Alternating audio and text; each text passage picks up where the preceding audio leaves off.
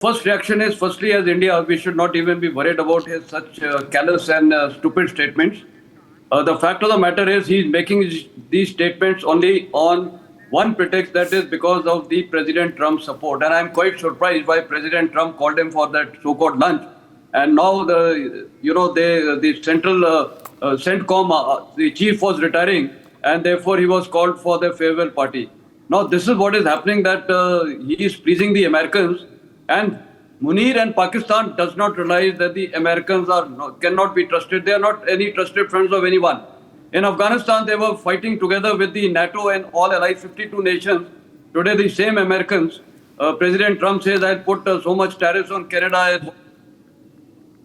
Yeah, you know what all has happened. So he can ditch allies. So Pakistan is definitely no ally of any kind. They are just being used. And this is actually, a pressure tactics on India, basically, by President Trump. He wants to use Munir by making these statements so that, the government of India will bow down. That's never going to happen.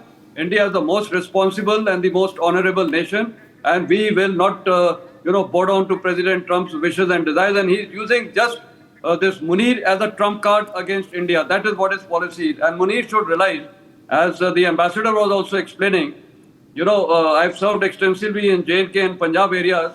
Any water which is, even if he tries to blow up, it's just going to devastate Pakistan.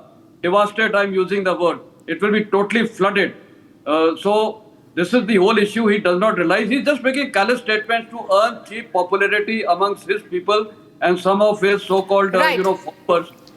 So this is an irresponsible, callous statement, and India, I think, should not even react.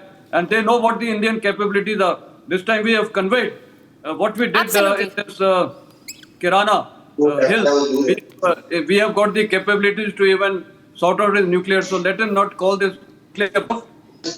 India is very, very clear. We are going to sort them out. Let them try anything. I think the next attack, if Pakistan tries, he's forgotten the might of the Indian armed forces. Our Indian Navy was not used at all.